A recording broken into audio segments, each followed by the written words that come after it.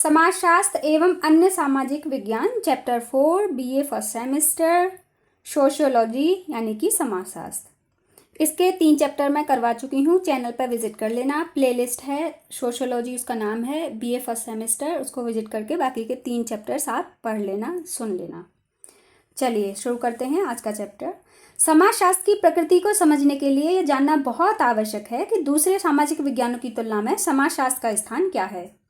यह सच है कि समाजशास्त्र संपूर्ण समाज का एक सामान्य अध्ययन है, ये तो सही बात है, लेकिन इसका तात्पर्य यह नहीं है कि इसका अर्थ यह नहीं है कि समाजशास्त्र को ही एकमात्र सामाजिक विज्ञान मान लिया जाए। ये बात सच है कि इसमें समाज का अध्ययन किया जाता है, लेकिन इसका मतलब ये नहीं है कि केवल इसको ही एक सामाजिक विज्ञान मान लिया जाए।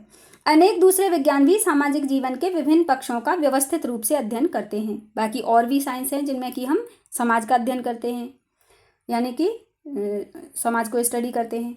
आज अनेक विद्वान समाजशास्त्र को केवल अन्य सामाजिक विज्ञानों का मिश्रण मान लेने की भूल करते हैं। अच्छा, कुछ लोग क्या समझते हैं कि जो समाजशास्त्र है वो अन्य कई विज्ञानों का, सामाजिक विज्ञानों का मिश्रण है, जबकि कुछ विचारकों का मत है कि समाजशास्त्र पूर्णतः एक स्वतंत्र विज्ञान है और कुछ मानते हैं कि ये पूर्णतः स्वतंत्र विज्ञान है और इस प्रकार दूसरे सामाजिक विज्ञानों से इसका कोई प्रत्यक्ष यानी कि सीधे रूप से कोई संबंध नहीं है। ये दोनों धारणाएं भ्रांतिपूर्ण हैं, ये दोनों ही कंफ्यूजिंग हैं। वास्तविकता यह है कि सामाजिक ज्ञान की सीमाएं इतनी विस्तृत हैं कि सभी सामाजिक विज्ञानों को इसमें से आवश्यक विषय वस्तु मिल जाती है। सच बात यह है कि जो सामाजिक विज्ञान हैं उनको सोशियोलॉजी में से चीज़ें मिल जाती हैं, क्योंकि इसका जो अध्ययन क्षेत्र है वो बहुत विस्तृत है, बहुत बड़ा है। इसमें हम ज़्यादा चीज़ों को स्टडी करते हैं। इस प्रकार अर्थशास्त्र, राजनीति शास्त्र, मनोविज्ञान, इतिहास, मानव शास्त्र और दर्शन सामाजिक जीवन के ही किसी न किसी पक्ष का अध्ययन करते हैं। जब हम सोशल साइंस पढ़ते हैं तो हम उसमें पता है अर्थशास्त्र भी पढ़ते हैं, राजनीति शास्त्र भी पढ़ते हैं, मनोविज्ञान भी पढ़ते हैं, इतिहास भी पढ़ते हैं, मानव शास्त्र भी पढ़ते हैं और दर्शन भी पढ़ते हैं। लेकिन ये बाकी सारे अलग से सब्जेक्ट हैं, तो उनको जब किसी चीज़ की ज़रूरत पड़ती है तो वो समाजशास्त्र में से ले लेते हैं। उसी प्रकार समाजशास्त्र भी सामाजिक घटनाओं और मानव व्यवहारों का सामान्य दृष्टिकोण से अध्ययन करता है। इस आधार पर सभी सामाजिक विज्ञानों की अध्ययन वस्तु में कुछ न कुछ समानता का होना स्वाभाविक है, क्योंकि सभी जब समाज के बारे में स्टडी कर रहे हैं तो कुछ न कुछ समानताएं तो होंगी, आपस में ओवरलैप भी होंगी चीज़ें कि जो चीज़ उसमें भी है और इसमें भी है। जैसे आप हिस्ट्री और सोशियोलॉजी को ले लो, जो चीज़ें इतिहास में है वो समाजशास्त्र में भी है। बाय द वे आप चाहें तो हिस्ट्री के लेक्चर भी पढ़ सकते हैं, इसी चैनल पर मिल जाएंगे आपको हिस्ट्री वाली प्लेलिस्ट में, बीए फर्स्ट सेमेस्टर के। उसमें आपको इंग्लिश के भी मिल जाएंगे, हिंदी के भी मिल जाएंगे। आपका को करिकुलम सब्जेक्ट होता है, को करिकुलम क्या नाम है उसका, फूड हाइजीन करके कुछ है ना, वो भी मिल जाएंगे। चलिए आगे पढ़ते हैं। यदि विभिन्न सामाजिक विज्ञान समाज को विभिन्न दशाओं और घटनाओं का अध्ययन अलग अलग दृष्टिकोण से करते हैं तो इसका अर्थ यह नहीं है कि उनके बीच विभाजन की एक दृढ़ रेखा खींच दी जाए। प्रश्न ये उठता है कि उपर्युक्त समानता के बाद भी विभिन्न सामाजिक विज्ञानों को एक दूसरे के पूर्णतः समान क्यों नहीं माना जाता। वास्तव में इसका कारण विशेष सामाजिक विज्ञान और सामान्य सामाजिक विज्ञान की धारणा है। अर्थशास्त्र केवल आर्थिक क्रियाओं का अध्ययन करता है, जबकि राजनीतिक शास्त्र का कार्य केवल राज्य से संबंधित तथ्यों का अध्ययन करना है। यह दोनों विज्ञान समाज के एक विशेष भाग का ही अध्ययन करते हैं, इसलिए इन्हें विशेष सामाजिक विज्ञान कहा जाता है। जो अर्थशास्त्र है वो इकोनॉमिक्स की स्टडी करता है ज़्यादातर, मतलब व्यापार वगैरह, पैसे धेले का, ये सब हिसाब किताब ये सब। और जो आपका राजनीतिक शास्त्र है वो करता है राजनीति यानी पॉलिटिक्स का। इसके विपरीत समाजशास्त्र समाज के किसी विशेष पहलू का अध्ययन न होकर संपूर्ण समाज की सामान्य दशाओं का अध्ययन है। इस प्रकार समाजशास्त्र की प्रकृति अन्य विशेष सामाजिक विज्ञानों से कुछ भिन्न हो जाना बहुत स्वाभाविक है, इसलिए इसकी प्रकृति थोड़ी सी अलग है। हमारे अध्ययन से संबंधित प्रमुख समस्या यह है कि समाजशास्त्र और अन्य सामाजिक विज्ञानों के बीच पाए जाने वाले संबंधों की प्रकृति कैसी है। इस विषय पर समाजशास्त्रियों ने भिन्न भिन्न दृष्टिकोण प्रस्तुत किए हैं। समाजशास्त्र और अन्य सामाजिक विज्ञानों के संबंध को समझने से पहले इन विचारों को जान लेना आवश्यक है, क्योंकि इन्हीं के संदर्भ में समाजशास्त्र व अन्य सामाजिक विज्ञानों के पारस्परिक संबंध को उचित रूप से समझा जा सकता है। पहले हम लोगों की वो देख लेते हैं कि कौन क्या कहता है। कॉम्ट, समाजशास्त्र एकमात्र सामाजिक विज्ञान है। अच्छा, ऑगस्ट कॉम्ट कौन है? पहले चैप्टर्स में बता चुकी हूँ मैं, फिर से बता रही हूँ बच्चों। ऑगस्ट कॉम्ट को सोशियोलॉजी का फादर माना जाता है, फादर ऑफ सोशियोलॉजी, यानी सोशल समाजशास्त्र के जो जनक हैं वो हैं कॉम्ट ऑगस्ट कॉम्ट। इन्होंने कहा है कि समाजशास्त्र एकमात्र सामाजिक विज्ञान है। ऑगस्ट कॉम्ट ने समाजशास्त्र को समाज का एकमात्र वास्तविक विज्ञान माना है तथा अन्य सामाजिक विज्ञानों के महत्व को अस्वीकार किया है। वो कह रहे हैं कि यही सामाजिक विज्ञान है, बाकी सब सामाजिक विज्ञान नहीं है। कॉम्ट का विचार है कि समाज एक समग्रता का मतलब होता है टोटलिटी, यानी इसमें सब कुछ शामिल है, जिसका अध्ययन अनेक भागों से विभाजित करके नहीं किया जा सकता। समाजशास्त्र के अतिरिक्त दूसरे सभी सामाजिक विज्ञान समाज के छोटे छोटे भाग का ही अध्ययन करते हैं, इसलिए उन्हें समाज का वास्तविक विज्ञान नहीं माना जा सकता, क्योंकि वो तो छोटे छोटे पार्ट्स को अध्ययन करते हैं। ये सोशियोलॉजी है जिसमें हम सब कुछ पढ़ते हैं। समाजशास्त्र एकमात्र ऐसा विज्ञान है जो संपूर्ण समाज का अध्ययन करके हमारे सामने समाज का एक सामान्य चित्र प्रस्तुत करता है, और इसलिए समाजशास्त्र को ही समाज का एकमात्र प्रमाणिक विज्ञान मानना उचित है। इसको मैं कुछ एग्जाम्पल से समझाती हूँ। जैसे मान लो हमारे पास बहुत सारे पेंटर हैं, तो किसी को तो कार अच्छी बनानी आती है, किसी को फ्लावर अच्छे बनाने आते हैं, किसी को घर अच्छा बनाना आता है, किसी को मनुष्य अच्छे बनाने आते हैं, किसी को सड़क फूल पत्ते ये अच्छे बनाने आते हैं, किसी को नदी पहाड़ी जल ये अच्छा बनाना आता है, किसी को बादल अच्छे बनाने आते हैं, और किसी को बहुत अच्छे से गोला यानी कि सूर्य बनाना आता है। तो अब सब लोगों ने या सारे पेंटर्स ने मिलकर एक पिक्चर बना दी, तो वो है सोशियोलॉजी, क्योंकि इसमें सब शामिल हैं। लेकिन और जो सामाजिक विज्ञान है उनमें हम अलग अलग अध्ययन करते हैं। फॉर एग्जांपल, एक में हम कार बनाना सीखते हैं, व्हीकल्स की ड्राइंग सीखते हैं, एक में हम ह्यूमन आर्ट सीखते हैं कि इंसान कैसे बना, एक में हम आलेखन सीखते हैं। लेकिन इसमें हम सारी चीज़ सीखते हैं, इसका नाम है। तो इसलिए जो कॉम्ट है वो कह रहे हैं कि केवल इसी को ही एकमात्र प्रमाणिक विज्ञान मानना उचित है, यानी सही है। इस दृष्टिकोण से कॉम्ट के अनुसार, इस पॉइंट ऑफ व्यू से देखते हैं, समाजशास्त्र का अन्य सामाजिक विज्ञानों से संबंध स्थापित करने का कोई प्रश्न ही नहीं उठता। कॉम्ट ने राजनीति शास्त्र के विषय में तो स्पष्ट मत व्यक्त करते हुए कहा है कि इसका समाजशास्त्र से कोई भी संबंध नहीं है। वो कह रहे हैं पॉलिटिक्स का समाजशास्त्र से कोई संबंध है ही नहीं, क्योंकि राजनीति शास्त्र सदैव ही सामाजिक घटनाओं का अध्ययन नहीं करता। क्योंकि जो राजनीति शास्त्र है वो सामाजिक घटनाओं का अध्ययन करता ही नहीं, तो फिर समाजशास्त्र कैसे हुआ? वो किसी भी तरह का समाजशास्त्र में वो है ही नहीं। कॉम्ट के विचार को आज अधिक उपयुक्त नहीं समझा जाता, लेकिन आजकल के लोग उसको ज़्यादा सही नहीं मानते। यह कहना है कि समाजशास्त्र संपूर्ण समाज का अध्ययन कर लेता है, एक अतिशयोक्ति है। वो कह रहे हैं कि अरे भाई ये तो अति हो गई ना, फिर ऐसा थोड़ी है कि समाज में हम सब चीज़ों का अध्ययन कर लेते हैं।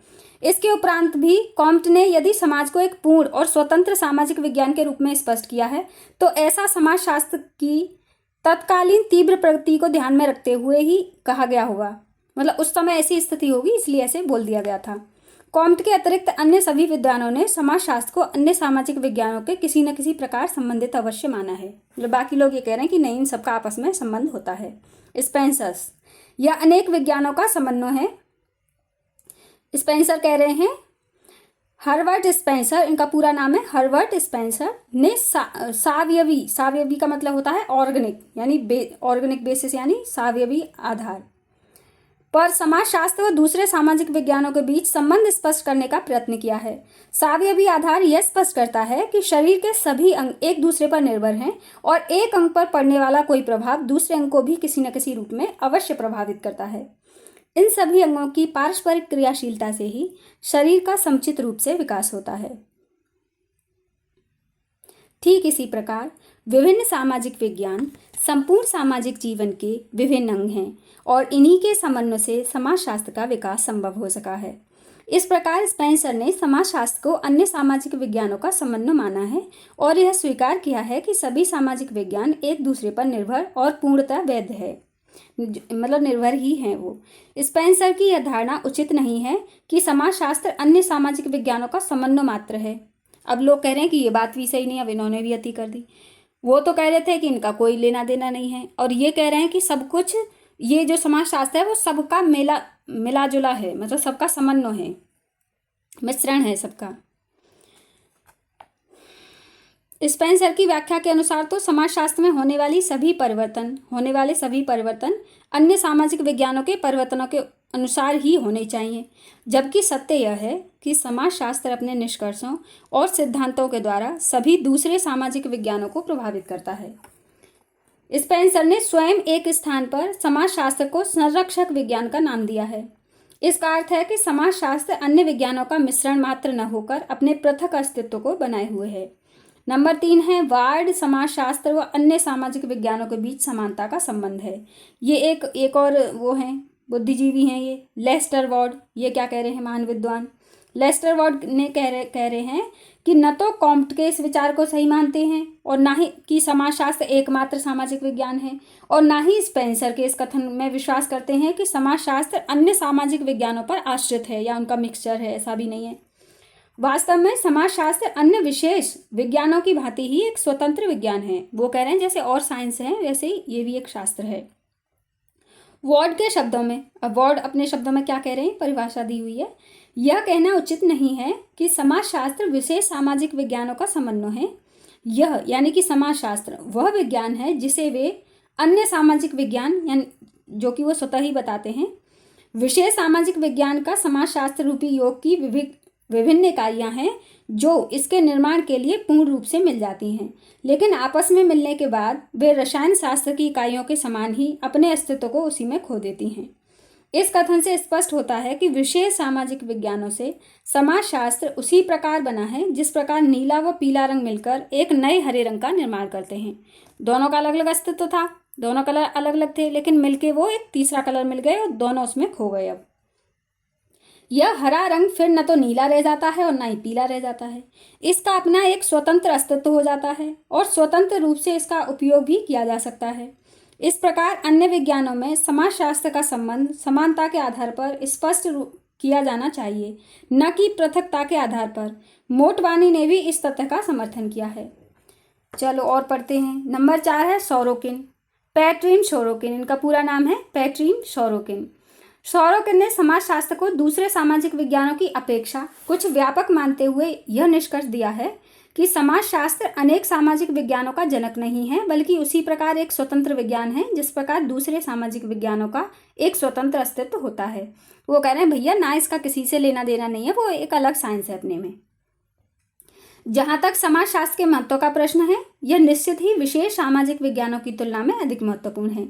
इसका कारण यह है कि समाजशास्त्र समाज के सामान्य सिद्धांतों को ही स्पष्ट नहीं करता, बल्कि विशेष सामाजिक विज्ञानों को एक दूसरे के समीप लाने का भी कार्य करता है। इसी आधार पर वॉन्स और बेकर, अब वॉन्स और बेकर क्या कहते हैं, इन्होंने कहा है कि समाजशास्त्र अन्य सामाजिक विज्ञानों की न तो गृहस्वामिनी है और ना ही उनकी दासी है, कि ना तो ये उनकी गृहस्वामिनी है कि वो सब इसी से निकले हैं, और ना ही ये उनकी दासी है यानी ना ही उनके उस पर डिपेंडेंट है ये, बल्कि उनकी बहन है। ये क्या है, ये उनकी सिस्टर है। जितनी महत्वता दूसरे साइंसेस की है, समाजशास्त्र सामाजिक विज्ञानों की है, उतनी ही इसकी अपनी अलग पहचान है। जैसे होता नहीं एक घर में जो बच्चे होते हैं तो सबकी अपनी अलग अलग पहचान है।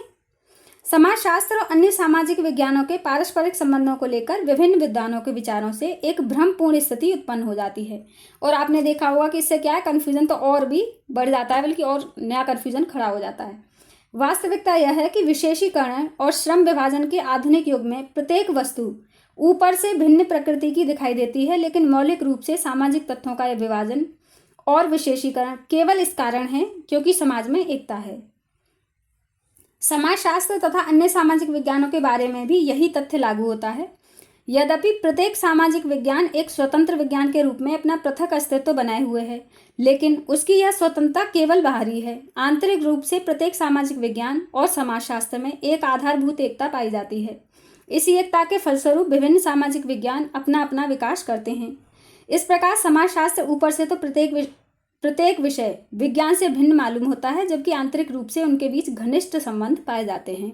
मतलब जब आप बाहर से देखेंगे तो आपको अलग लगेगा कि ये वाला साइंस अलग है, वो वाला साइंस अलग है, लेकिन जब आप इनकी जड़ में जाएंगे, इनका जो बेसिक कॉन्सेप्ट है वो एक ही है, यानी इनका आपस में घनिष्ठ संबंध है।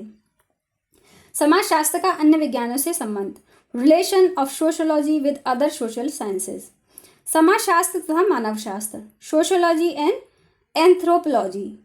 मानव शास्त्र वह विज्ञान है जो आदिकालीन मानव की शारीरिक, सामाजिक, सांस्कृतिक और उद्विकास संबंधी विशेषताओं का अध्ययन करता है, उसे हम मानव शास्त्र कहते हैं। समाजशास्त्र और मानव शास्त्र एक दूसरे से इतने घनिष्ठ रूप से संबंधित हैं कि क्रोबर, ये भी किसी का नाम है, क्रोबर ने इन्हें जुड़वा बहनें तक कह दिया है। ऐसा इसलिए कहा गया है कि दोनों विज्ञानों का अंतिम उद्देश्य सामाजिक संबंधों तथा सामाजिक संगठन का ही अध्ययन करना होता है। समाजशास्त्र, ये एक चित्र दिया हुआ है, इसको आप पढ़ सकते हैं कि चीज़ें कैसे एक दूसरे से मिली हुई हैं, ये दिखाने की कोशिश की गई है कि समाजशास्त्र से क्या निकला है, मनोविज्ञान। और मनोविज्ञान में हम क्या पढ़ते हैं, सामाजिक सीख पढ़ते हैं, मानविक तत्व पढ़ते हैं, मानव व्यवहार पढ़ते हैं, और ये सब हम किस में पढ़ते हैं, मनोविज्ञान में और समाजशास्त्र में। इधर देखो, समाजशास्त्र निकला है अर्थशास्त्र, इसमें हम पढ़ते हैं औद्योगिकरण, नियोजन, श्रम कल्याण, और ये सारा हम किस में पढ़ते हैं, समाजशास्त्र में भी पढ़ते हैं। तीसरा है आपका इतिहास। इतिहास में हम क्या पढ़ते हैं, ऐतिहासिक पद्धति, सामाजिक परिवर्तन, कार्यकरण संबंध, सामाजिक दर्शन, सामाजिक मूल्य, सामाजिक न्याय। और अच्छा, ये दर्शन शास्त्र में है, सामाजिक दर्शन, सामाजिक मूल्य और सामाजिक न्याय, ये हम दर्शन शास्त्र में पढ़ते हैं और ये समाजशास्त्र में ही पढ़ते हैं।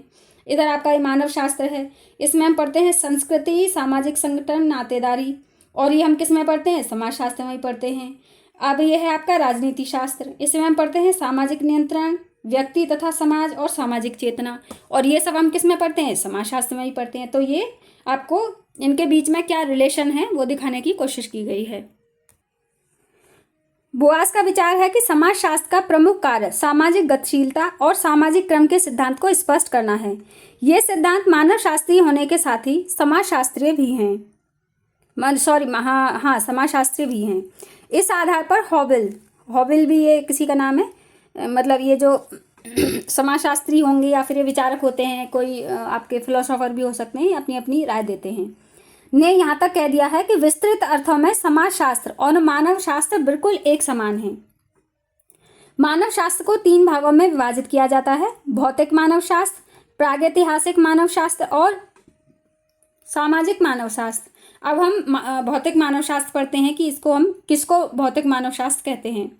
आदिम मानव की उत्पत्ति तथा उसकी शारीरिक विशेषताओं का अध्ययन करता है। इसकी सहायता से समाजशास्त्र विभिन्न मानव समूहों के बीच होने वाले संघर्षों की वास्तविकता को ज्ञात कर लेता है, यानी पता कर लेता है।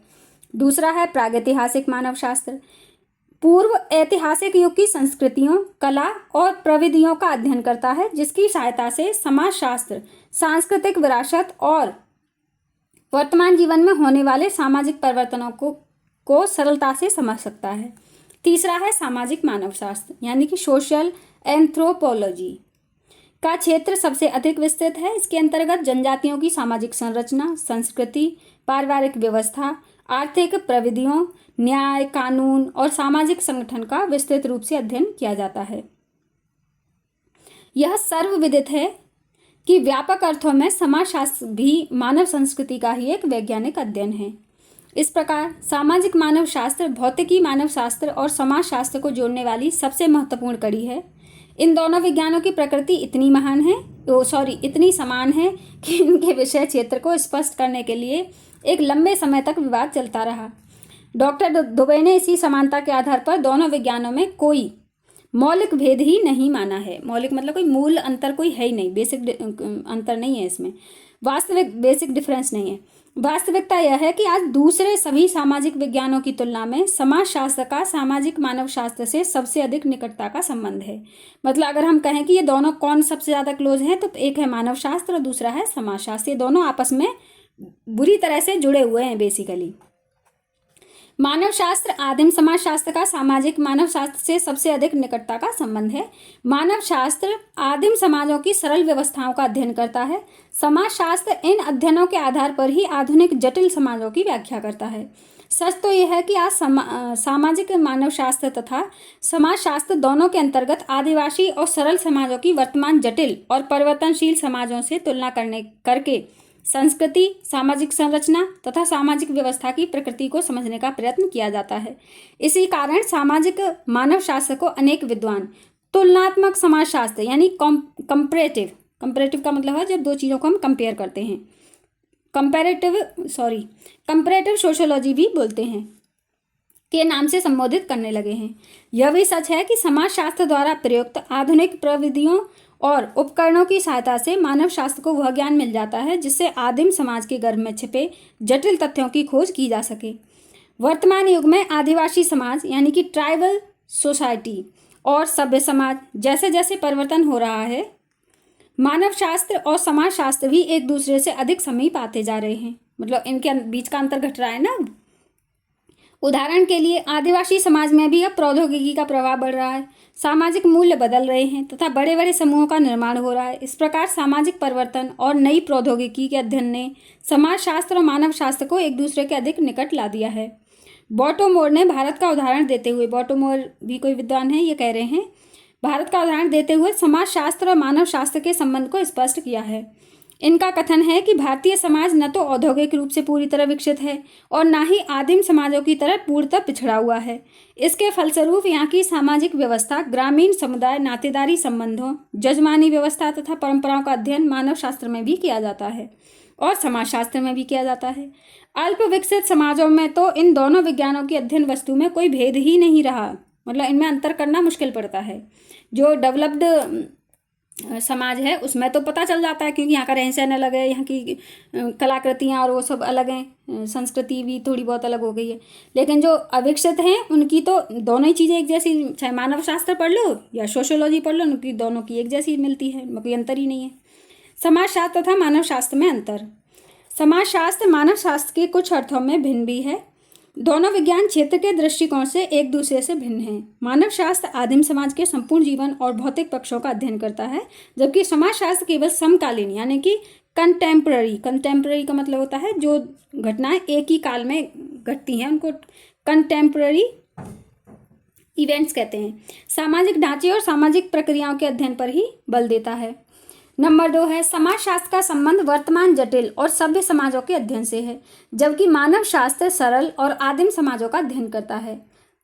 अब नंबर 3 है दोनों विज्ञानों की पद्धतियां भी एक दूसरे से भिन्न हैं। समाज शास्त्र में सामाजिक सर्वेक्षण, सांख्यिकी और अनुपालन पद्धतियों का विशेष महत्व है, जबकि मानव शास्त्रीय अध्ययन के लिए सहभागी अवलोकन यानी कि पार्टिसिपेंट ऑब्जर्वेशन अर्थात अध्ययन किए जाने वाले समूहों में स्वयं घुल मिलकर कार्य करना आवश्यक होता है। नंबर 4 है समाज शास्त्र एक विशुद्ध विज्ञान है, जबकि मानव शास्त्र एक व्यवहारिक सामाजिक विज्ञान है, अप्लाइड सोशल साइंस है, और समाज शास्त्र क्या है, एक प्योर साइंस है। विशुद्ध का मतलब होता है प्योर, साइंस का मतलब विज्ञान। नंबर 2 है समाज शास्त्र तथा अर्थशास्त्र, सोशियोलॉजी एंड इकोनॉमिक्स। अर्थशास्त्र जीवन की सामान्य दशाओं से संबंधित उन आर्थिक क्रियाओं का अध्ययन है जिनका उद्देश्य भौतिक सुख न होकर आर्थिक और सामाजिक कल्याण के लक्ष्य को प्राप्त करना है। सामाजिक और आर्थिक परिस्थितियां सदैव ही एक दूसरे से जुड़ी रहती हैं, ये तो सही बात है। समाज की जैसी आर्थिक स्थिति होगी वैसी ही तो उसकी स्थिति होगी, जैसा वहाँ का समाजशास्त्र के विकास के आरंभिक काल में तो इसका अध्ययन तक अर्थशास्त्र के अंतर्गत ही होता था। बाद में समाजशास्त्र का अधिक विकास होने पर ही इसे स्वतंत्र विज्ञान के रूप में स्वीकार किया गया।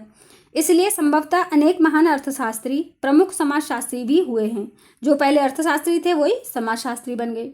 इन्होंने केवल आर्थिक और सामाजिक सिद्धांतों का ही प्रतिपादन नहीं किया, बल्कि यह भी प्रमाणित किया है कि इन दोनों विज्ञानों में से किसी एक का भी पृथक रूप से अध्ययन नहीं किया जा सकता। वो करें दोनों आपस में जुड़े हुए हैं भाई। ऐसा नहीं है कि हम खाली अर्थशास्त्र पढ़ लें, इकोनॉमिक्स पढ़ लें या खाली सोशियोलॉजी पढ़ लें, ऐसा नहीं है। एक को पढ़ेंगे तो दूसरा हमें पढ़ना ही पड़ता है, क्योंकि आपस में मिले जुले हैं, रिलेटेड हैं। ऐसे विद्वानों में Comte, Sismondi, Robert Owen, J.S. Mill, Pareto, Veblen, Marx, Max Weber, Ranade और महात्मा गांधी के प्रमुख नाम हैं। ये लोग ये वाली विचारधारा को मानते हैं, इस वाले विचार से सहमत हैं। वास्तव में यानी एक्चुअली में आर्थिक जीवन की क्रांति सामाजिक क्रांति उत्पन्न करती है, और सामाजिक क्रांति का परिणाम आर्थिक क्रांति के रूप में देखने को मिलता है। लोभी, ये भी किसी बुद्धिमान का नाम होगा, बुद्धिजीवी का तो यहाँ तक कथन है कि सामाजिक कारकों की अवहेलना करके अर्थशास्त्र को किसी प्रकार भी एक स्वतंत्र विज्ञान नहीं कहा जा सकता। इतना अवश्य है कि मैक्स वेबर और परेटो ने सामाजिक कारकों को प्रमुख स्थान दिया है और आर्थिक कारकों को गौड़ यानी कि कम दिया है, छोटा, जबकि मार्क्स, मिल तथा वेबलिन ने आर्थिक कारकों को ही सभी सामाजिक परिवर्तनों का आधारभूत कारण माना है। वास्तविकता यह है कि समाजशास्त्र आज अनेक ऐसी समस्याओं का अध्ययन करता है जो मूलतः आर्थिक होने के बाद भी अर्थशास्त्रियों द्वारा उपेक्षित है। उपेक्षित का मतलब किसी चीज़ को ऐसे छोड़ देना, इग्नोर कर देना। इस आधार पर पार्सन्स और स्मेलर्स ने अर्थशास्त्र को सामान्य समाजशास्त्र का ही अंग होने का दावा कर दिया है। यह कथन चाहे पूरी तरह सच हो या ना हो, लेकिन हाल ही में स्मेल्सर ने ऐसी अनेक प्रक्रियाओं का उल्लेख किया है जिनमें सामाजिक और आर्थिक कारण एक दूसरे से बहुत मिले जुले हैं। उदाहरण के लिए संस्कृतिकरण, सातवीकरण, नगरीकरण, औद्योगिकरण, गतिशीलता तथा वर्गवाद आदि सभी इसी प्रकार की प्रक्रियाएं हैं। समाजशास्त्र और अर्थशास्त्र का पारस्परिक संबंध इस तथ्य से भी समझा जा सकता है कि एक और समाज की सभी परंपराएं, प्रथाएं, जनरीतियां, विश्वास और नैतिकताएं आर्थिक संबंधों की प्रकृति तथा आर्थिक व्यवस्था के रूप का निर्धारण करती हैं, तथा दूसरी ओर समाज की आर्थिक व्यवस्था सामाजिक संगठन, न्याय व्यवस्था और सामाजिक व्यवहारों की प्रकृति को प्रभावित करती हैं। शायद ही कोई समाज ऐसा मिले जहां आर्थिक दशाएं सामाजिक दशाओं को और सामाजिक दशाएं आर्थिक दशाओं को प्रभावित ना करती हों। कभी कभी तो एक ही समस्या दोनों विज्ञानों की समस्या प्रतीत होती है। श्रम की दशाएं, जैसे कि श्रम की दशाएं मतलब जो बेरोजगारी है या काम है, जो श्रम है, औद्योगिक विकास, श्रम कल्याण, ग्रामीण पुनर्निर्माण तथा कितने ही ऐसे विषय हैं जिनके बारे में हम निर्णय करना बहुत कठिन है कि ये समाजशास्त्र की विषय वस्तु है या अर्थशास्त्र की। इसको हम पढ़ेंगे किसमें। अर्थशास्त्र और समाजशास्त्र का संबंध इस बात से भी स्पष्ट हो जाता है कि अब बहुत से समाजशास्त्रीय अध्ययन आर्थिक समस्याओं को सुलझाने के लिए होने लगे हैं। उदाहरण के लिए श्रम विभाजन, औद्योगिक संगठन, व्यवसाय गतिशीलता आदि इसी प्रकार के विषय हैं। वेबर ने तो धार्मिक आचार यानी एक सामाजिक तथ्य और पूंजीवाद एक आर्थिक तथ्य के पारस्परिक संबंध को स्पष्ट करके समाजशास्त्र और अर्थशास्त्र को एक दूसरे के अत्यधिक निकट ला दिया है। इसी प्रकार मार्क्स की विवेचना में सामाजिक और आर्थिक कारकों का एक सुंदर समन्वय देखने को मिलता है। इस आधार पर बर्टोमोर ने यह निष्कर्ष दिया है कि अब अधिक समय तक समाजशास्त्र तथा अर्थशास्त्र के घनिष्ठ संबंध के बारे में कोई संदेह नहीं रहेगा। अनेक अर्थशास्त्रियों ने समाजशास्त्र के सामान्य सिद्धांतों को उपयोग में लाकर इस तथ्य को स्वीकार भी कर लिया है। आज समाजशास्त्र में एक नई शाखा का विकास हुआ है जिसे हम आर्थिक जीवन का समाजशास्त्र यानी कि सोशियोलॉजी ऑफ इकोनॉमिक लाइफ कहते हैं। इससे भी समाजशास्त्र तथा अर्थशास्त्र का घनिष्ठ संबंध स्पष्ट हो जाता है। समाजशास्त्र तथा अर्थशास्त्र में अंतर, यद्यपि इन दोनों विज्ञानों की प्रकृति को देखकर बहुधा इन्हें समान समझ लिया जाता है, लेकिन सभी विज्ञानों के समान इनके बीच भी कुछ मौलिक अंतर पाए जाते हैं। समाजशास्त्र संपूर्ण समाज का अध्ययन होने के कारण एक सामान्य विज्ञान है, जबकि अर्थशास्त्र केवल आर्थिक क्रियाओं का अध्ययन करता है और इस प्रकार यह एक विशेष विज्ञान है। नंबर 2 है, चाहे सैद्धांतिक रूप से न सही, लेकिन व्यवहारिक रूप से अर्थशास्त्र एक आर्थिक मनुष्य की धारणा पर आधारित है, जबकि समाजशास्त्र में ऐसी कोई पूर्वी धारणा नहीं पाई जाती है। इस प्रकार अर्थशास्त्र की प्रकृति व्यक्तिवाद और समाजशास्त्र की प्रकृति समूहवादी यानी कि कलेक्टिविस्टिक है। इन दोनों में भिन्न भिन्न पद्धतियों का प्रयोग होता है। अर्थशास्त्र निगमन यानी कि डिडक्टिव तथा आगमन यानी कि इंडक्टिव पद्धति द्वारा अध्ययन कार्य करता है, जबकि समाजशास्त्र में अतुलनात्मक तथा प्रकार्यात्मक पद्धति द्वारा किए जाने वाले अध्ययनों को विशेष महत्व दिया जाता है। समाजशास्त्र के सभी नियम सर्वव्यापी और स्वतंत्र हैं। ये घटनाओं को उनके वास्तविक रूप में प्रस्तुत करते हैं, जबकि अर्थशास्त्र के नियम अन्य बातों के समान रहने पर अदर थिंग्स बीइंग इक्वल यानी वो चीज़ें समान रहेंगी फिर भी की मान्यताओं से बंधे रहते हैं तथा प्रत्येक घटनाओं का कारण आर्थिक क्रियाओं से जोड़ना चाहते हैं। नंबर 3 है समाजशास्त्र तथा राजनीति शास्त्र, सोशियोलॉजी एंड पॉलिटिकल साइंस। अब देखेंगे ना इनमें आपस में क्या संबंध है। राजनीतिक शास्त्र सामाजिक ज्ञान की वह शाखा है जो राज्य के स्वरूप, महत्व, संगठन, शासन सिद्धांतों और नीतियों की व्याख्या करती है। इस प्रकार राजनीति विज्ञान राज्य के जीवन अथवा संपूर्ण समूह के राजनीतिक भाग से भी संबंधित है। समाजशास्त्र और राजनीति शास्त्र को आरंभ से ही एक दूसरे से संबंधित माना जाता रहा है, क्योंकि राजा मौलिक रूप से सामाजिक भी है और राजनीतिक भी है। समाज के संगठन से राज्य के नियम इतने घुल मिल गए हैं कि इन दोनों तत्वों का अध्ययन करने वाले विज्ञानों को भी एक दूसरे से पृथक नहीं किया जा सकता। गिडिंग्स ने राजनीतिक शास्त्र और समाजशास्त्र के तुलनात्मक महत्व को स्पष्ट करते हुए कहा है कि समाजशास्त्र के प्रारंभिक नियमों से अनभिज्ञ व्यक्ति को राज्य के सिद्धांतों की शिक्षा देना उसी तरह निरर्थक है जिस तरह न्यूटन द्वारा बताए गए गति विज्ञान के नियमों से अनभिज्ञ व्यक्ति को ज्योतिषी की शिक्षा देना। मनुष्य एक सामाजिक प्राणी है और समाजशास्त्र इसी सामाजिक प्राणी के सामान्य जीवन का अध्ययन करता है। राजनीति शास्त्र भी व्यक्ति को एक सामाजिक प्राणी बनाने में रुचि लेता है। राजनीतिक शास्त्र यह स्पष्ट करता है कि व्यक्ति एक राजनीतिक प्राणी है और समाज शास्त्र यह बताता है कि व्यक्ति एक राजनीतिक प्राणी क्यों बना तथा समाज की विभिन्न दशाएं उसके विकास को किस प्रकार प्रभावित करती हैं। सच तो यह है कि जिस समानता या भ्रातृत्व और सहयोग की भावना पर सामाजिक जीवन आधारित है, उसका संरक्षण राजनीति विज्ञान के नियमों द्वारा ही होता है। इस विवेचना में यह ध्यान रखना होगा कि राजनीतिक विज्ञान सार्वजनिक प्रशासन और राजकीय व्यवस्थाओं से संबंधित होने के बाद भी किसी ऐसे सिद्धांत का निर्माण नहीं करता जिससे उसे वैज्ञानिक श्रेणी में रखा जा सके। राजनीति शास्त्र की इस कमी को पूरा करने का काम समाज शास्त्र का है। समाज शास्त्र उन सामाजिक सिद्धांतों की रचना करता है जिनका अनुसरण करके ही राजनीतिक व्यवस्था को अधिक प्रभावपूर्ण बनाया जा सकता है। कहने का तात्पर्य यह नहीं है कि इस आधार पर हम समाज शास्त्र को एक विस्तारवादी विज्ञान कह दें।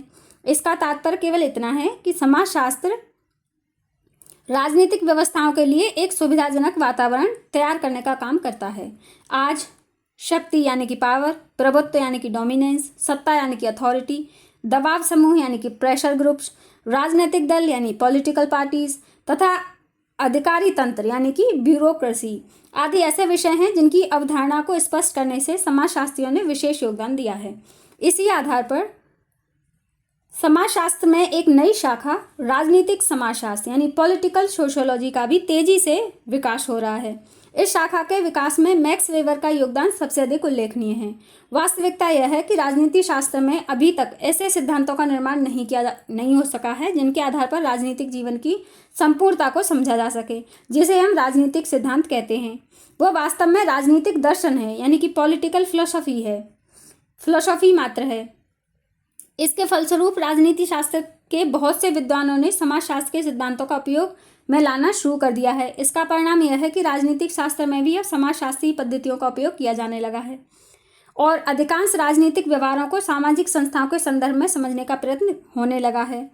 इस प्रकार समाजशास्त्र के प्रभाव से ही राजनीति शास्त्र का दृष्टिकोण दार्शनिकता से दूर हटकर अधिक व्यवहारिक बन सका है।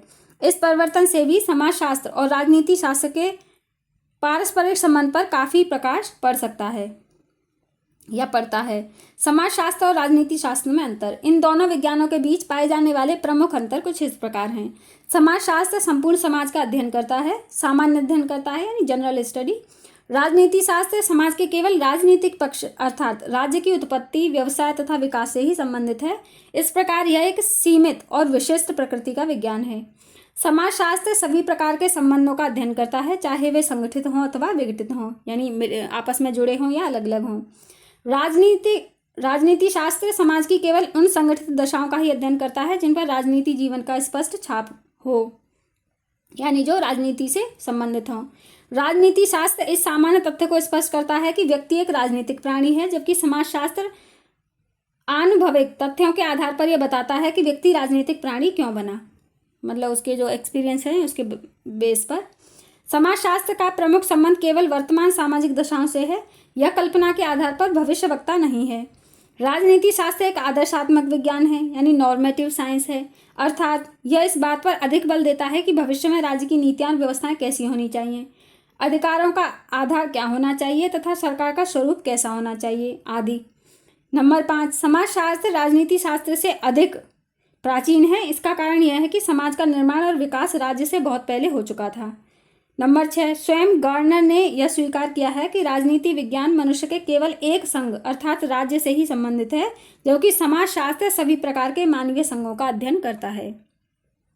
नंबर 4 है समाजशास्त्र तथा मनोविज्ञान, सोशियोलॉजी एंड साइकोलॉजी। मनोविज्ञान मनुष्य की मानसिक प्रक्रियाओं का अध्ययन है। यह उन मानसिक विशेषताओं से संबंधित है जो व्यक्ति को अनुभव करने, विचार करने और विभिन्न इच्छाओं तथा प्रेरणाओं के लिए क्षमता प्रदान करती है। साधारणतः ऐसा समझा जाता है कि समाज का निर्माण करने वाले पारस्परिक संबंध व्यक्ति की मानसिक क्रियाओं से ही प्रभावित होते हैं, लेकिन वास्तविकता यह है, इसमें कितनी बार वास्तविकता आया हुआ है कि व्यक्ति का मनोविज्ञान स्वयं सामाजिक विज्ञान से संबंधित है तथा इसका निर्धारण व्यक्ति की सामाजिक दशाओं से ही होता है। मतलब इसी बात से इसको सुनिश्चित किया जाता है, डिफाइन किया जाता है। इसका तात्पर्य यह है कि सामाजिक दशाएं जैसी होंगी, मनुष्य उसी प्रकार सोचेगा तथा उसी प्रकार व्यवहार करेगा। इस आधार पर समाजशास्त्र और मनोविज्ञान के बीच कोई भी स्पष्ट विभाजन करना बहुत कठिन हो जाता है। इसके पश्चात भी कुछ सीमा तक समाजशास्त्र को मनोविज्ञान पर निर्भर मान लिया गया है। इसके पीछे यह तर्क दिया जाता है कि सामाजिक संबंधों और सामाजिक जीवन का अध्ययन तब तक नहीं हो सकता जब तक कि मनुष्य की मूल प्रवृत्तियों, इच्छाओं, प्रेरणाओं, बुद्धि, स्मृति और उद्देश्यों का ज्ञान हमें नहीं हो जाता। ये सभी आधार मनोवैज्ञानिक हैं। आज मनोवैज्ञानिक खोजों से हमें ऐसे उपकरण और प्रविधियां प्राप्त हो सकी हैं जिनकी सहायता से व्यक्ति के पारस्परिक संबंधों तथा मनोवृत्तियों की माप करना संभव हो सकता है। मनोविज्ञान प्रमुख रूप से दो भागों में विभाजित है, विशुद्ध मनोविज्ञान यानी कि प्योर साइकोलॉजी तथा सामाजिक मनोविज्ञान यानी कि सोशल साइकोलॉजी। सामाजिक मनोविज्ञान वह महत्वपूर्ण कड़ी है जो मनोविज्ञान तथा समाजशास्त्र को एक दूसरे से मिलाती है। किम्बाल यंग, इनकी बात सुन लेते हैं, ये क्या कह रहे हैं। इन्होंने सामाजिक मनोविज्ञान को पारस्परिक क्रियाएं करते हुए व्यक्तियों का अध्ययन कहकर परिभाषित किया है। इनके अनुसार सामाजिक मनोविज्ञान की उत्पत्ति प्रमुख रूप से समाजशास्त्र और मनोविज्ञान की विषय वस्तु द्वारा ही हुई है। सामाजिक मनोविज्ञान समाज में व्यक्तियों के अंतर संबंधों का अध्ययन करता है, साथ ही उन व्यवहारों का भी अध्ययन करता है जो व्यक्ति को मनोवृत्तियां एवं सामाजिक मूल्यों से प्रभावित होते हैं। सामाजिक व्यवहारों को 3 श्रेणियों में विभाजित किया जा सकता है। पहला है व्यक्तियों के सामाजिक व्यवहार, दूसरा है सामाजिक समूहों के व्यवहार तथा तीसरा है विभिन्न संगठनों और संस्थाओं की कार्यविधियां। सामाजिक व्यवहारों की इन तीनों श्रेणियों का अध्ययन सामाजिक मनोविज्ञान द्वारा किया जाता है। टॉलकट पार्सन्स यानी टी पार्सन्स का कथन है कि मनोविज्ञान व्यवहार की प्राथमिक प्रक्रियाओं जैसे संज्ञान यानी कि कॉग्नाइशन, सीख यानी कि लर्निंग तथा स्मरण यानी कि मेमोराइजिंग से संबंधित है। दूसरी ओर समाजशास्त्र सामाजिक व्यवस्था से संबंधित सामाजिक प्रक्रियाओं का अध्ययन करता है। इस प्रकार दोनों ही विज्ञान घनिष्ठ रूप से संबंधित है। वास्तव में समाजशास्त्रीय तथा मनोवैज्ञानिक सिद्धांत एक दूसरे की विशेषताओं को स्पष्ट करते हैं। न्यूकॉम, इनका पूरा नाम है टीएम न्यूकॉम। इन्होंने समाजशास्त्र और मनोविज्ञान की सीमाओं को एक दूसरे के इतने समीप माना है कि इन्होंने एक नवीन शाखा यानी कि सूक्ष्म समाजशास्त्र यानी माइक्रो सोशियोलॉजी की कल्पना की है। इनकी प्रकृति सामाजिक मनोविज्ञान के ही समान है, जिसमें समाजशास्त्रीय पद्धतियों की सहायता से व्यक्तिगत व्यवहारों का सूक्ष्म रूप से अध्ययन किया जाता है।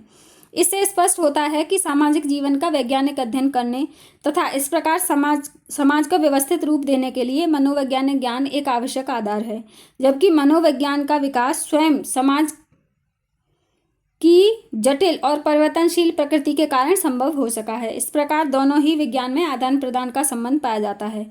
यही कारण है कि समाजशास्त्र में कुछ ऐसे विषयों का अध्ययन किया जाता है जो सामाजिक भी हैं और मनोवैज्ञानिक भी हैं। उदाहरण के लिए प्रचार, जनमत, नेतृत्व, व्यक्तित्व, समाजीकरण, सामाजिक सीख, भीड़ व्यवहार, मूल प्रवृत्तियां, अनुकरण, संकेत और सामाजिक अंतरक्रिया आदि इसी प्रकार के विषय हैं। समाजशास्त्र तथा मनोविज्ञान में अंतर। यद्यपि गिन्सबर्ग, पार्सन्स तथा अन्य लेखकों के विवेचन से समाजशास्त्र और मनोविज्ञान की प्रकृति और कार्यक्षेत्र बहुत कुछ समान प्रतीत होता है, यानी आपस में काफ़ी कोरिलेटेड हैं ये, लेकिन कुछ आधारों पर, लेकिन सम बेसिस पर उनके बीच की पृथकता यानी इनके बीच का डिफरेंस भी स्पष्ट हो सकता है। समाजशास्त्र प्रमुख रूप से सामाजिक प्रक्रियाओं से संबंधित होने के बाद भी कुछ मूर्त विशेषताओं का अध्ययन करता है, जैसे जनसंख्या संबंधी विशेषताएं, सामाजिक पारिस्थिति शास्त्र, भौगोलिक पर्यावरण का समाज पर प्रभाव। इसके विपरीत मनोविज्ञान के विषय पूर्णतः मूर्त हैं, क्योंकि यह विज्ञान केवल व्यक्ति के व्यवहारों तथा उसके मानसिक जीवन का ही अध्ययन करता है। दोनों विज्ञानों का दृष्टिकोण भी एक दूसरे से भिन्न है। मनोविज्ञान का दृष्टिकोण वैयक्तिक होता है, वैयक्तिक मतलब पर्सन टू पर्सन, जबकि समाजशास्त्र का होता है सामाजिक, यानी हम ये पूरे समाज को अध्ययन करते हैं। इसी आधार पर दुर्खीम का मत है कि मनोवैज्ञानिक आधार पर दिए गए सामाजिक निष्कर्ष साधारणतः हमारी समस्याओं का समाधान नहीं कर पाते। समाजशास्त्र संपूर्ण समाज का अध्ययन होने के कारण एक सामान्य विज्ञान है और इस प्रकार इसका अध्ययन क्षेत्र अत्यधिक विस्तृत है। दूसरी ओर मनोविज्ञान केवल व्यक्ति के मानसिक पक्ष से ही संबंधित होने के कारण एक विशेष सामाजिक विज्ञान है। ब्राउन यानी कि रेडक्लिफ ब्राउन, इनका पूरा नाम है रेडक्लिफ ब्राउन, का कथन है कि समाजशास्त्र सामाजिक व्यवस्था का अध्ययन करता है, जबकि मनोविज्ञान मानसिक व्यवस्था का। ये दोनों क्षेत्र एक दूसरे से इतने भिन्न हैं कि दोनों का एक दूसरे से मिश्रण ही नहीं किया जा सकता। ये भैया ये कह रहे हैं। नंबर 5 है समाजशास्त्र तथा इतिहास यानी सोशियोलॉजी एंड हिस्ट्री। अतीत की घटनाओं का क्रमबद्ध अध्ययन ही इतिहास है। इतिहास मतलब क्या होता है? अतीत की घटनाओं का क्रमबद्ध अध्ययन यानी सीरीज में अध्ययन करना कि पहले क्या हुआ, फिर उसके बाद क्या हुआ, फिर उसके बाद क्या हुआ। प्रसिद्ध विद्वान वुल्फ, इनका नाम है वुल्फ, का विचार है कि इतिहास विशेष राष्ट्रों यानी कि कुछ देशों, संस्थाओं, खोजों और आविष्कारों से संबंधित है। इस विज्ञान में हम उन सभी घटनाओं का अध्ययन करते हैं जो अतीत के समाज की विशेषताओं को स्पष्ट करती है। समाजशास्त्र अतीत की घटनाओं के आधार पर समाज की वर्तमान घटनाओं का क्रमबद्ध अध्ययन करता है। इसी आधार पर हॉवर्ड का कथन है कि इतिहास अतीत का समाजशास्त्र है जबकि समाजशास्त्र वर्तमान समाज का इतिहास है। वो कह रहे हैं कि ये दोनों एक दूसरे के पर्यायवाची हैं। बेसिकली आप ये कहना चाहें कि हमारा जो अतीत का समाजशास्त्र है वो क्या है, तो उसको ही हम हिस्ट्री कहते हैं। और आज का इतिहास क्या है, वर्तमान यानी करंट का इतिहास क्या है, जो हम समाजशास्त्र में जो पढ़ रहे हैं वो हमारा इतिहास है। आगे चल के ये तो हिस्ट्री बनेगा जो भी हम समाजशास्त्र में पढ़ रहे हैं। ये इन्होंने कहा है कि ये दोनों एक दूसरे के कॉम्प्लीमेंट्री हैं। वर्तमान युग में समाजशास्त्र तथा इतिहास निरंतर एक दूसरे के निकट संपर्क में आते जा रहे हैं। आज से कुछ ही समय पहले तक इतिहास को काल्पनिक घटनाओं का एक संकलन मात्र समझा जाता था। इसको ऐसा लेखा जोखा माना गया था जो कुछ विशेष तारीखों, संवतों, राजा रानी और सेनापतियों की दुष्ट कार्यों से भरा होता था। मतलब आप देख रहे हैं पुराने जमाने का इतिहास कुछ ऐसा प्रतीत होता था जैसे टीवी सीरियल नहीं होते, इस तरह से कुछ। लेकिन अब क्या हुआ है, लेकिन अब सभी व्यक्ति ये स्वीकार करते हैं कि इतिहास केवल इसी तथ्य को स्पष्ट नहीं करता कि उस समय राजा रानी क्या करते थे, क्या खाते थे, क्या पीते थे, किसने क्या साजिश की थी, वगैरह वगैरह, बल्कि क्या करता है, किसी घटना का रूप क्या था, मतलब उस समय उसका रूप क्या था, वरन यह भी स्पष्ट करता है कि कोई विशेष घटना क्यों और कैसे घटित हुई। इस प्रकार विभिन्न घटनाओं को कार्य कारण के संबंध से जोड़ने के कारण इतिहास की प्रकृति भी समाजशास्त्र के समान प्रतीत होती है। वो ये कह रहे हैं कि इन दोनों का जो नेचर है वो सेम ही है। इतिहास ही वही कार्य करता है, समाजशास्त्र भी वही कार्य करता है। अमेरिका में तो अधिकांश समाजशास्त्रीय अध्ययन ऐतिहासिक पद्धति द्वारा ही किए गए हैं। इस प्रकार कुछ विद्वानों ने अमेरिकन समाजशास्त्र को ऐतिहासिक समाजशास्त्र तक कह दिया है। इतिहास वर्तमान सामाजिक तथ्यों की प्रामाणिकता सिद्ध करने का एक प्रमुख आधार है। वर्तमान निष्कर्षों की तुलना अतीत के परिणामों से करने पर हम किसी स्थिति की वास्तविकता को सरलतापूर्वक समझ सकते हैं। इसलिए यह बताने में बहुत सहायक सिद्ध हुआ कि अतीत में किस परिस्थिति के क्या परिणाम हुए अथवा किन्हीं विशेष परिस्थितियों ने समाज को किस तरह प्रभावित किया। समाजशास्त्र इन निष्कर्षों के आधार पर वर्तमान सामाजिक जीवन को स्पष्ट करने का प्रयत्न करता है। वास्तविकता तो यह है कि अतीत केवल अतीत ही नहीं है बल्कि वर्तमान को समझने की कुंजी भी है कि अतीत में हमने क्या किया था जिसका परिणाम ये हुआ है, तो हमें क्या नहीं करना चाहिए। यही कारण है कि सामाजिक घटनाओं के अध्ययन में ऐतिहासिक पद्धति का महत्व निरंतर बढ़ता जा रहा है। विचारों का इतिहास विभिन्न मानव समूहों, सामाजिक परिवर्तनों तथा व्यक्ति की क्रियाओं के परिवर्तन में लाने वाले विचारों का बहुत व्यवस्थित रूप से अध्ययन करता है। समाजशास्त्र में भी इन घटनाओं के अध्ययन का उतना ही महत्व है जितना कि इतिहास में। समाजशास्त्र तथा इतिहास का घनिष्ठ संबंध इस बात से भी स्पष्ट हो जाता है कि आज इतिहास का अध्ययन भी समाजशास्त्रीय दृष्टिकोण से ही किया जाने लगा है। अब यहाँ तक कहा जाने लगा है कि ऐतिहासिक व्याख्या के सामाजिक महत्व को समझे बिना इतिहास का अध्ययन ही निरर्थक है। इस प्रकार दोनों विज्ञानों का संबंध अत्यधिक घनिष्ठ है। तो अभी हम इस निष्कर्ष पर पहुंचे हैं कि कोई सा भी जो सामाजिक विज्ञान जो उसकी समाजशास्त्र से घनिष्ठ संबंध रखता है या बहुत ज़्यादा क्लोज है वो है हिस्ट्री। अब देख लेते हैं इनमें कोई बेसिक डिफरेंस है क्या, समाजशास्त्र तथा इतिहास में क्या अंतर है, डिफरेंस देखते हैं। चलिए, उपर्युक्त कथन, अभी सब जो हमने पढ़ा है, उपर्युक्त कथन से भ्रम हो सकता है कि समाजशास्त्रीय तथा ऐतिहासिक अध्ययन एक दूसरे की सहायता से ही पूर्ण हो सकते हैं और इस प्रकार इन दोनों विज्ञानों को एक दूसरे से पृथक नहीं किया जा सकता। ये बात आ सकती है मन में। यह धारणा भ्रामक है, लेकिन ये सिनेरियो कैसा है, वो ये है कंफ्यूजिंग है। ये भी समाजशास्त्र और इतिहास अनेक दृष्टिकोण से एक दूसरे से भिन्न है। वो कह रहे हैं इन दोनों में अंतर भी है। पहला अंतर क्या देखते हैं, समाजशास्त्र एक सामान्य विज्ञान यानी कि जनरल साइंस है। इसमें हम सभी सामाजिक संबंधों का अध्ययन करते हैं, चाहे वे ऐतिहासिक हों या राजनीतिक हों या सांस्कृतिक हों। दूसरी ओर इतिहास एक विशेष विज्ञान है जिसका संबंध केवल ऐतिहासिक घटनाओं के अध्ययन से ही है। अब नंबर 2, इतिहास केवल अतीत की घटनाओं से संबंधित है, उसका वर्तमान से कोई संबंध नहीं है। इसके विपरीत समाजशास्त्र मुख्य रूप से समाज की वर्तमान दिशाओं का अध्ययन करता है। नंबर 3, इतिहास में अतीत की सभी घटनाओं का अध्ययन न होकर केवल कुछ प्रमुख घटनाओं का ही अध्ययन होता है। यहाँ ये बात भी सही है। जबकि समाजशास्त्र मानव समाज की सभी आधारभूत प्रक्रियाओं और सामाजिक तत्वों का अध्ययन करता है। इस प्रकार समाजशास्त्र का क्षेत्र इतिहास की अपेक्षा कहीं अधिक व्यापक है, यानी ज़्यादा है। नंबर 4, ऐतिहासिक अध्ययन सदैव प्रामाणिक नहीं होते क्योंकि इनका परीक्षण और पुनर्परीक्षण करना संभव नहीं होता है। समाजशास्त्रीय अध्ययन वर्तमान घटनाओं पर आधारित होते हैं, इसलिए किसी भी दूसरे स्थान पर इनके निष्कर्षों की परीक्षा और पुनर्परीक्षा भी की जा सकती है। इस प्रकार इतिहास की अपेक्षा समाजशास्त्र अधिक निश्चित और प्रामाणिक विज्ञान है। अब निष्कर्ष ये निकला है कि सभी सामाजिक विज्ञान एक दूसरे के पूरक हैं, यानी सभी आपस में कोरिलेटेड हैं। समाजशास्त्र तथा अन्य सामाजिक विज्ञानों को न तो एक दूसरे पर निर्भर कहा जा सकता है, ना तो वे एक दूसरे पर डिपेंड करते हैं, और ना ही एक दूसरे से पूर्णतः पृथक हैं, और ना ही वो टोटली डिफरेंट हैं। सामाजिक जीवन के विभिन्न क्षेत्रों से संबंध होने के कारण सभी विज्ञान एक दूसरे के पूरक हैं, क्योंकि सब ही जो समाज है, सामाजिक जीवन है, सोशल जो स्ट्रक्चर है बेसिकली, उसका ही उसके विभिन्न क्षेत्रों यानी कि उसके अलग अलग एस्पेक्ट्स को ही तो अध्ययन करते हैं।